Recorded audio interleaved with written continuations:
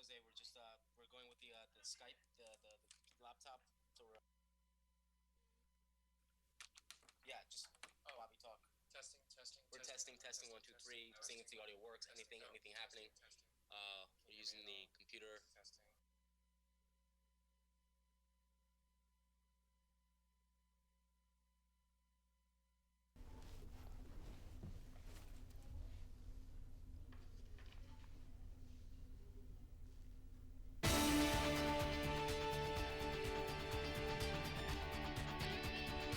Tonight on CitrusTV News Live at 8:30, a famous television personality was on campus this week with an inspirational message. And if you're using Time Warner Cable, we'll have details on the changes of your subscription following the company's upgrade. And we'll have reaction from Monday's presidential debate at Lynn University in Florida.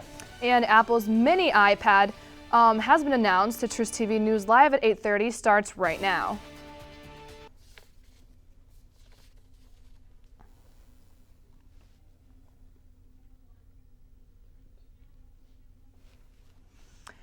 Hello and welcome to CitrusTV News Live at 8:30. I'm Chris Luther.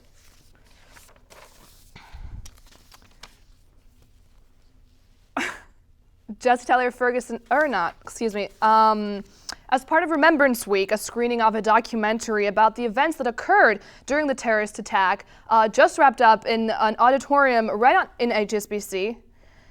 We have some technical difficulties. Bobby Lee was going to be with us live to tell us exactly what happened. We'll try and get him here for you later.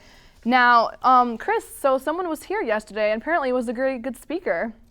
Jesse Tyler Ferguson from Modern Family talked with over 1,300 students and Syracuse community members in Goldstein Auditorium last night. He discussed adversities he faced growing up as a homosexual and how he achieved respect today. He began his talk with a video from the Tie the Knot campaign, which sells bow ties to raise money for marriage equality. University Union members all wore the same orange and blue bow tie that Ferguson wore in support of his campaign. Now, coming up after the break, Halloween is right around the corner, and we'll tell you what safety measures police are planning on taking. And we'll have full coverage from the presidential debates from Monday. Stick around. Muggy weather and cloudiness marred the day-to-day, but it looks like sunny weather may be on tap for the next few days. We'll tell you just how much temperatures will rise and take a look at the weather across the country. All that and your 5-day forecast are coming up next on CitrusTV News. We are different. Society should aspire to be more like us. Be part of the first class. Get energized. Get outside. Hold on, guys. It's gonna get bumpy. And get moving. Experience the power of physical activity.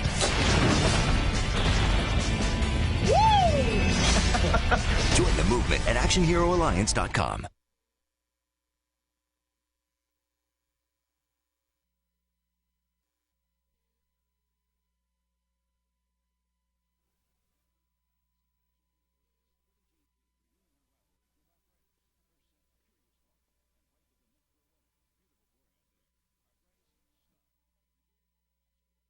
Jean with the ace, taking it in straight sets. Afterwards, a jubilant Billie Jean King. Tennis is a weapon for me with arthritis. There's nothing like it for me to hit a ball, run to the ball, anytime, any court. I'm ready. Let's go. What's your weapon against arthritis? Find out at fightarthritispain.org.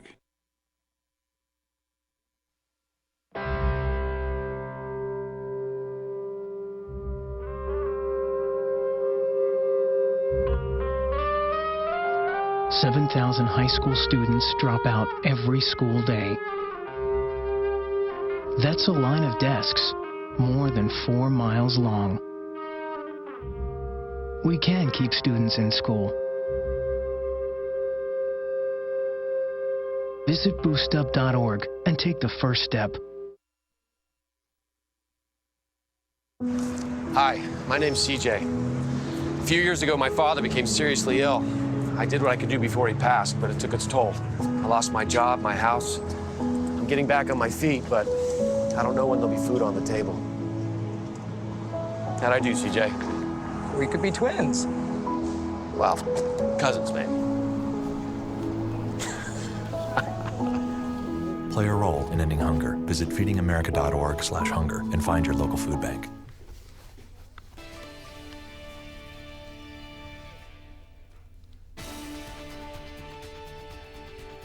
With the third and final presidential debate in the books, both President Barack Obama and Governor Mitt Romney are heading into the home stretch of their campaigns. And political guru Nick Cardona joins us now to tell us how the third debate could factor into who will become the next president of the United States. Nick? Thank you, Chris. With the debate season now in the books and Election Day just 2 weeks away, both President Obama and Governor Mitt Romney are so evenly split, the American people will most likely go to bed on election night and wake up the next morning not knowing who their next president is. The last two debates featured a more energetic President Obama, and the polls show the president winning those debates. But does it really matter is the question. Obama set out to stop the bleeding from the first debate, and he did very effectively. However, the damage done in the first debate set the tone for the rest of the season. Take a look at this CNN electoral map that shows the president leading Governor Romney with 237 votes to 106 electoral votes. The map also shows there are 95 toss-up votes across 8 different states, including Florida, Virginia, and Ohio. So guys, the good news for the Democrats and President Obama is that a Republican has never won the White House without Ohio. So that could pose a serious problem for Governor Romney. Guys? Now, Nick, you said, President Barack Obama did a good job in that last and final debate, but it doesn't really matter. How can that be? Do you think that the debates even really sway voters? I think the first debate did. It was about domestic policy. It was about an issue that voters care about. But the last two debates, the town hall and the foreign policy debate, they really didn't seem to, move the dial anywhere. And that's a problem for the president because he did so well in those debates. And it's, I said this today earlier. He said the president did the best in the debates that matters the least. So it just doesn't really make any sense for a president. So. Well, Nick, how do you see the race playing out? Like, who has the momentum? I think right now it's hard to say who has the momentum. I mean, it's so evenly split. And I think right now you see Governor Romney leading in some polls and trailing by slim margins in others. So I think right now it's way too close to tell. And obviously like that, the American people won't know who their next president is in the morning. So. Nick, our political guru, I'm sure you'll be back for later on when we actually find out who our president is. Thank you for joining us. No problem. Thank you so much.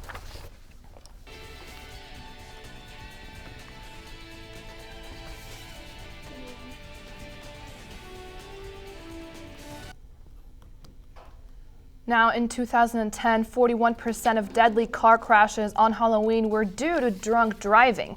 This year, the district attorney's office and local police are teaming up to crack down on accidents. Extra patrols are scheduled for October 31st, but also for this coming weekend, as it marks the beginning of the holiday. Now, recycling bins throughout Onondaga County are heading for recycling themselves. The county is replacing them with larger plastic containers that make the job of recycling much easier. Around 2,000 bins have already been replaced, and if successful, the new bins will continue to be distributed. Anne Marie Burkle and Green candidate Ursula Rosem debated local and national issues last night at Cayuga Community College. The two candidates differ most on the issue of federal government's degree of involvement in the economy. All three candidates, including Democratic challenger Dan Maffei, will be present tonight at a debate co-hosted by WCNY and CNY Central. Tune into channel 24.1 for full debate coverage right now. Now, New York State Senator Kirsten Gillibrand made her visit to Syracuse today to discuss environmental legislation in central New York. Gillibrand, a Democrat, says when it comes to the environment, bipartisanship is key in getting things done. The senator is running for her first full term as senator to serve alongside Chuck Schumer. There are 53 public school districts in the Syracuse area. Which one ranks best in academic performance? Buffalo's biggest Business First magazine says the Fayetteville Manlius District tops the list. The magazine's rankings include school districts in Cayuga, Cortland, Madison, Onondaga, Oswego, and Tompkins counties. Onondaga County districts held 8 of the top 10 positions in academic rankings. The results from every region in upstate New York will be released tomorrow. Now, notice anything different about your Time Warner cable? You're not alone. TWC recently upgraded to being exclusively digital. The change was intended as a move to higher quality TV. However, now customers don't have access to certain channels. TWC says a cable box, cable card, or digital adapter will be necessary for receiving those channels in the future. And Chessie Tyler Ferguson wasn't the only celebrity in Syracuse on Tuesday. J.R. Martinez, the Iraq War veteran and champion of Dancing with the Stars, was in town. He was the keynote speaker at the annual Syracuse Insurance Day. Since winning the show, Martinez has spent time traveling and being a motivational speaker. It's a highly popular energy drink. It sponsors some fraternities at SU, and now it is being investigated for possibly causing 5 deaths around the country. The FDA is indicating that Monster energy drink is potentially dangerous as it contains the same amount of caffeine as 5 cans of soda. Monster is allowed to have excessive amounts of caffeine because it isn't FDA regulated. Doctors encourage Monster drinkers to be cautious of how much they drink in a short amount of time.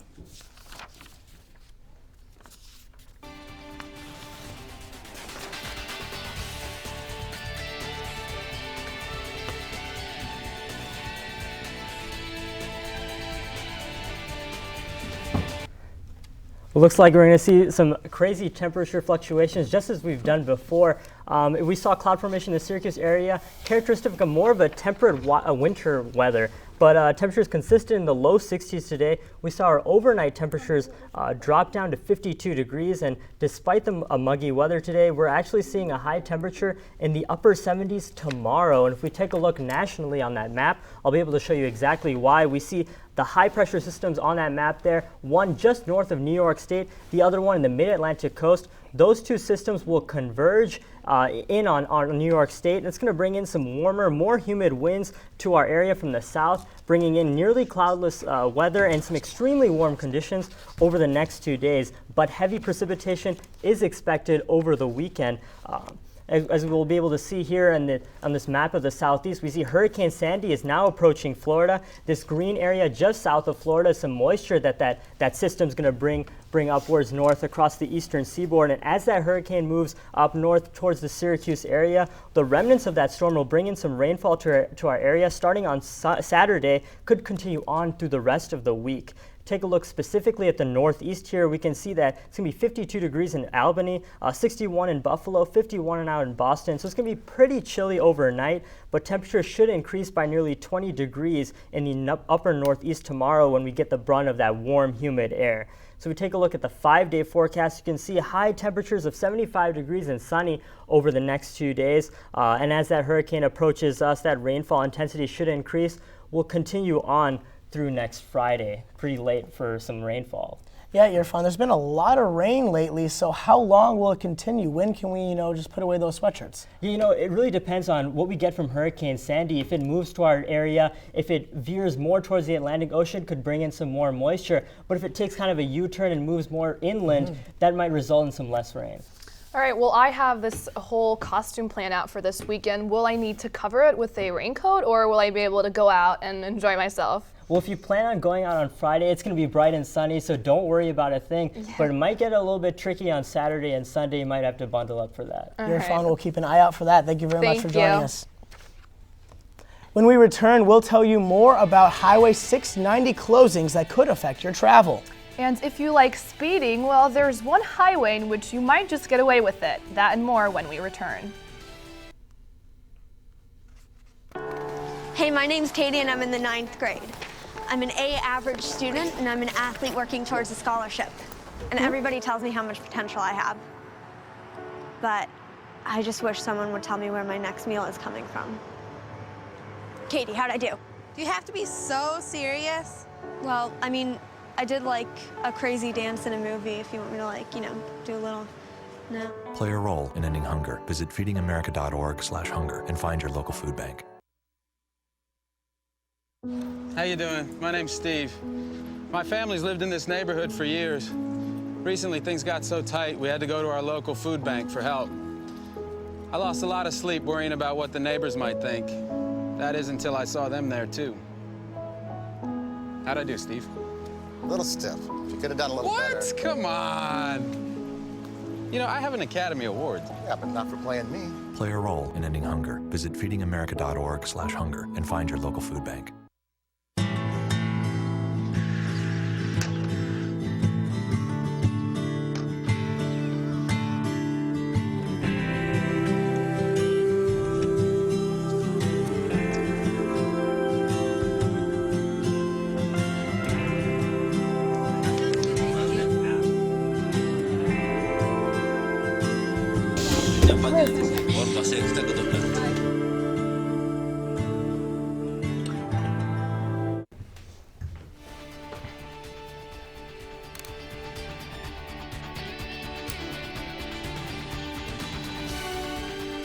Recently released State Department emails seem to indicate that the U.S. considered the September attack on its Libyan consulate in Benghazi to be a terrorist act. If so, it would confirm claims by Republicans that the White House knew the attack was committed by terrorists and not protesters, as it previously claimed.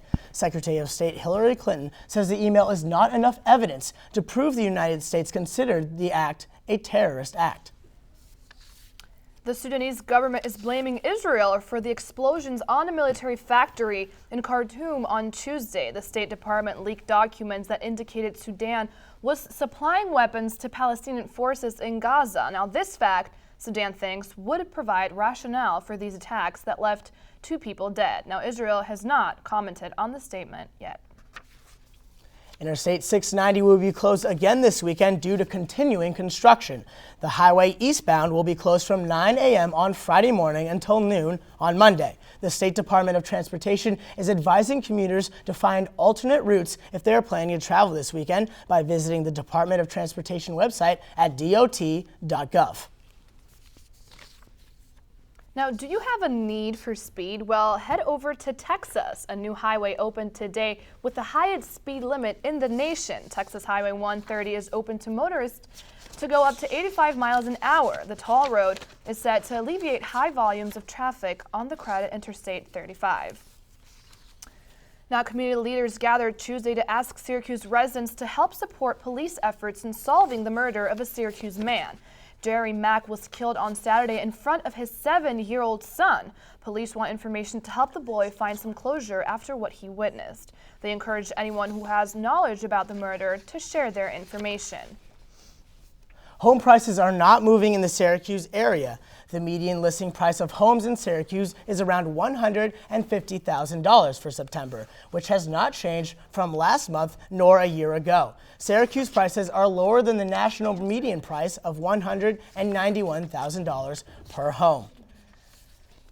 The Nuclear Regulatory Commission is pushing forward with a study that will outline the potential health risks of living near a nuclear power plant. An often cited study conducted in the 1990s concluded there was no greater risk of cancer to those living near a power plant. The new study will review 6 power plants from around the nation. It will cost an estimated $2 million and take 3 years to complete. Now we finally have Bobby here with us, who had attended a screening of a documentary that was dedicated to the students that were killed at the Pan Am 103 terrorist attack. Bobby, tell us, how was it? Sure. Well, 24 years ago, a group of SU students boarded Pan Am Flight 103 on the way back from London, from semester abroad in London. Their flight, those 35 students did not make it home. Their plane exploded over the skies of Lockerbie, Scotland. And earlier this evening was the 3rd night of the Remembrance Week, and with me right now is Natasha Trellinger. She is a Remembrance scholar, and she was actually one of the organizers of tonight's events. Natasha, can you tell us a little bit about the screening that you had tonight about involving the documentary about the bombing itself? Sure. So we wanted to show this documentary today because we want to make sure that these 35 students are not forgotten. It's really important to us that their memory lives on, and so this documentary was just made to show students that these 35 students were on our campus. They were walking around the same place, had some of the same experiences that we had, and so it's just important for us to show this documentary and make sure that the community understands what's going on. Sure, and I understand you are a Remembrance Scholar. Can you tell me a little bit more about that program? Yeah, so there's 35 students every year, one student for every victim of the Pan Am flight that crashed. And we get together at the beginning of the semester and plan events for the 1 week of remembrance events, and we want to just reach out to the community and make sure that these 35 victims are not forgotten. And in addition to that, we have 2 Lockerbie scholars, so 2 students from Lockerbie in Scotland that come and represent the 11 victims that were killed in Lockerbie when the crash happened. So. Sure. And I understand that there are some family members who are going to be here on the SU campus in a few days. Can you tell us what they'll be doing here and what they're involved in terms of events?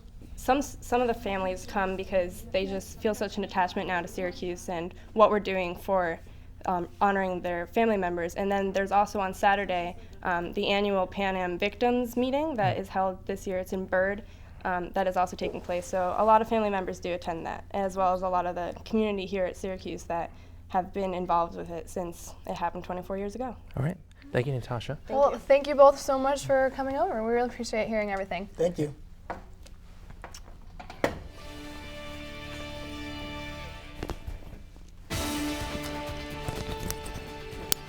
After a successful launch of the iPhone 5, Apple has introduced their new smaller iPad called the iPad Mini. Features include a smaller screen and their new lighting port. Apple also introduced thinner Macs computers and refreshed their current iPad. Pre-orders for the iPad Mini start on November 2nd and prices start from $329.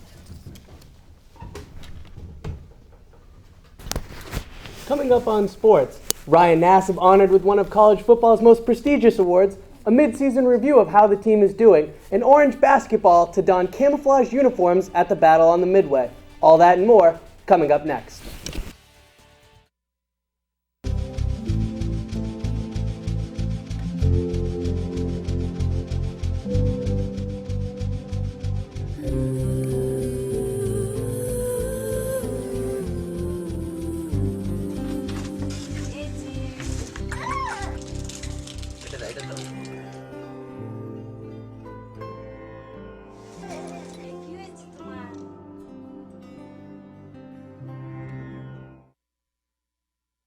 So, I got this new family, and I don't know what it is about this one, but she can't seem to put down that toy all day long.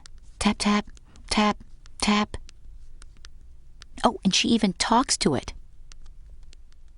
She talks to that more than she talks to him. What's up, bro? Nice shirt. Who's she talking to? Her mom? She talks to her mom a lot. So, I just moved in with this family, and it's embarrassing. The little one, he likes to go outside and crawl around in the giant litter box. I don't know what he's doing. I mean, I was born and I knew how to use the litter box. Look at that! That's disgusting! Oh, poop already! You're making me nervous. Oh, okay, I can't look at this anymore. I really hope he grows out of this, for his sake. Know what? What? Since I got adopted, I've learned a lot about these humans. I know. I mean, check out these two. It's Flirt City over here. Yeah, I noticed that. It looks like my human is definitely into your human. Oh, look! I think she's getting his number. Nice. Your human's got some sweet moves. Takes after his dog. Oh, look, they're doing that thing where they put their arms around each other. She kicked up a leg. It's like in the movies. That's awesome. Looks like we're going to be hanging out a little bit more. On December 4th, quarterback Ryan Nassib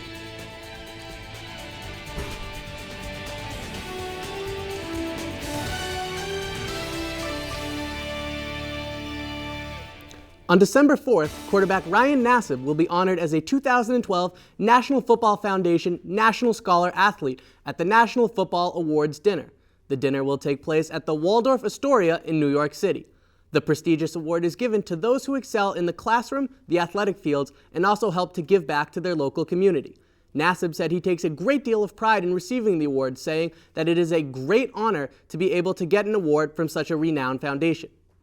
Nassib is one of 15 members of the NFF National Scholar Athlete class who were selected from a nationwide pool that consisted of all divisions in college football. As a result of being an NFF National Scholar Athlete, Nassib now becomes a candidate for the William V. Campbell Trophy. The award is presented to the absolute best scholar athlete in college football. Nassib, along with the other 14 who were selected, will all receive a scholarship to assist with tuition for graduate school. After a 40-10 victory over Connecticut, Syracuse football improved to 2-1 in the Big East and 3-4 overall. The Orange showed balance in the victory, excelling in all three phases of the game. The defense held the Huskies to -6 yards rushing, and in its last 3 games, they have only allowed their opponents to record a total of 106 yards rushing. Meanwhile, for the 3rd time this season, the Orange offense topped 500 yards of total offense. The Orange attack will only get stronger with the return of Jeremiah Kobina on Saturday when the Orange head to South Florida to take on the Bulls. The game is the first of a 2-game road trip, as next week the Orange will travel to Cincinnati. After clinching its first Big East tournament berth since 2005, the men's soccer team will host St. John's on Friday in what will be the team's final game of the regular season. The match will air on ESPN3 and will be made available to approximately 74 million households nationwide. The Orange notched 12 wins this season, the most in school history since 1998. 3 players on the Syracuse women's ice hockey team have been recognized by the CHA this week. Junior goaltender Callie Bilodeau received the award for Goaltender of the Week, while redshirt freshman Lori Kingsbury was tabbed Rookie of the Week, and sophomore forward Cheyenne Darcangelo was named to the CHA Honor Roll. The Orange are 3-3 and begin a 5-game road trip on Friday. On November 9th, 8 Nike-sponsored schools will be participating in military-themed basketball games. These 8 schools will be donning camouflage uniforms. Among these teams is our very own Syracuse Orange. That night, the Orange will be participating in the Battle on the Midway, a game that is played on board the USS Midway aircraft carrier in San Diego Harbor on Veterans Weekend. The Orange will be taking on San Diego State, who will also be sporting camouflage uniforms. The game is the first of the regular season for the Orange, who begin their exhibition season next Thursday night at the Carrier Dome against Pace. Just 2 days after being released by the Detroit Lions, former Syracuse linebacker Doug Hogue has been signed by the Carolina Panthers. Hogue was selected by the Lions in the 5th round of the 2011 draft. Hogue spent his first 2 years at Syracuse as a running back, but when head coach Doug Marrone arrived, he moved Hogue to defense, switching him to linebacker. Hogue went on to earn all Big East honors his senior season. Playing in 5 games this season, Hogue has recorded 2 tackles. In 2011, he notched 6 tackles. Hogue now joins Cam Newton and the struggling Carolina Panthers, who are just 1-5 after the first 7 weeks of the season. Hogue should see plenty of playing time with star linebacker John Beeson out for the rest of the year. Thank you very much, Bobby. We'll be right back. So, I'm kind of new here, but I've noticed a trend. My human does this funny thing where she goes around and gets all my toys, and then she hides them in that basket by the door. But it's always the same basket, and it's always in the same place. And then she acts so surprised when I find them, but, she's putting them in the same basket. Again. It's like, hello, that's where you put it last time. You were the worst at hide and go seek.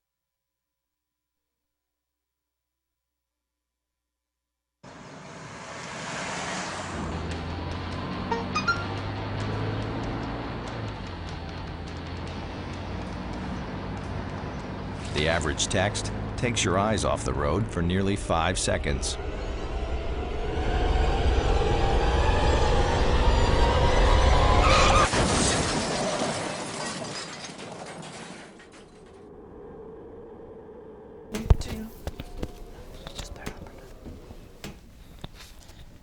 We welcome in Irfan again, and Irfan, it's been raining a lot. Do we need the umbrellas tomorrow morning? No, tomorrow it's going to be a high of 70 degrees. It's going to be really bright and sunny. No way you'd need an umbrella tomorrow. Thank you very much, Irfan. And that's all we have here at Citrus TV. I'm Chris Luther. Make sure you come in and check us out online at citrustv.net for all your news updates in the Syracuse area. That's right, and I'm Mr. Lena Golfapulu. Have a great night.